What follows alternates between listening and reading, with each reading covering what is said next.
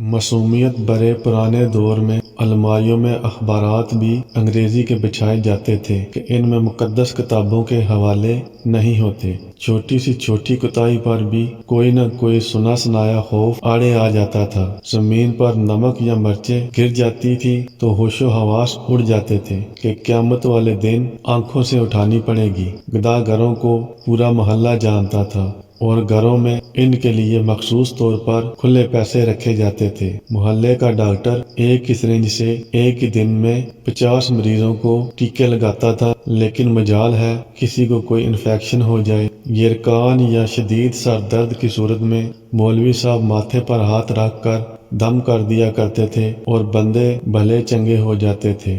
گھروں میں خط آتے تھے اور جو لوگ پڑھنا نہیں جانتے تھے وہ ڈاکیے سے خط پڑھواتے تھے۔ ڈاکیا تو گویا گھر کا ایک فرد شمار ہوتا تھا، خط لکھ بھی دیتا تھا اور پڑھ بھی دیتا تھا، اور لسی پانی پی کر سائیکل پر یہ جا وہ جا۔ امتحانات کا نتیجہ آنا ہوتا تھا تو نصر من اللہ فتح قریب پڑھ کر گھر سے نکلتے اور خوشی خوشی پاس ہو کر آ جاتے۔ یہ وہ دور تھا جب لوگ کسی کی بات سمجھ کر اوکے نہیں ٹھیک ہے کہا کرتے تھے۔ موت والے گھر میں سب محلے دار سچے دل سے روتے تھے اور خوشی والے گھر میں حقیقی کہکے لگاتے تھے۔ ہر ہمسایہ اپنے گھر سے سالن کی ایک پلیٹ ساتھ والوں کو بھیجتا اور ادھر سے بھی پلیٹ خالی نہیں آتی۔ میٹھے کی 3 ہی اقسام تھیں، حلوہ، زردہ اور کھیر۔ آئس کریم دکانوں سے نہیں، لکڑی کی بنی ہوئی ریڑھی سے ملتی تھی جو میوزک نہیں بجاتی تھی۔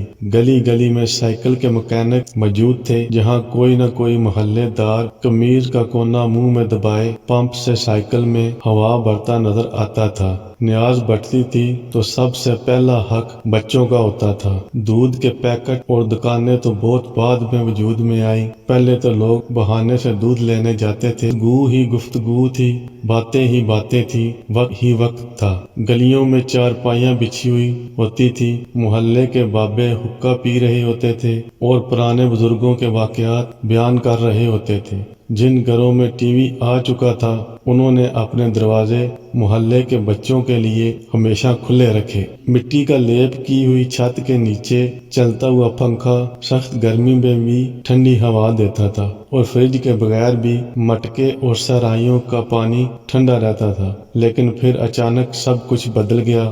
ہم قدیم سے جدید ہو گئے۔ اب باورچی خانہ سیڑھیوں کے نیچے نہیں ہوتا، کھانا بیٹھ کر نہیں پکایا جاتا، دسترخوان شاید ہی کوئی استعمال کرتا ہو۔ منجن سے ٹوتھ پیسٹ تک کے سفر میں ہم نے ہر چیز بہتر سے بہتر کر لی ہے، لیکن پتہ نہیں کیوں اس قدر سہولتوں کے باوجود ہمیں گھر میں ایک ایسا ڈبہ ضرور رکھنا پڑتا ہے جس میں ڈپریشن، سر درد، بلڈ پریشر، نیند اور وٹامنز کی گولیاں ہر وقت موجود ہوں۔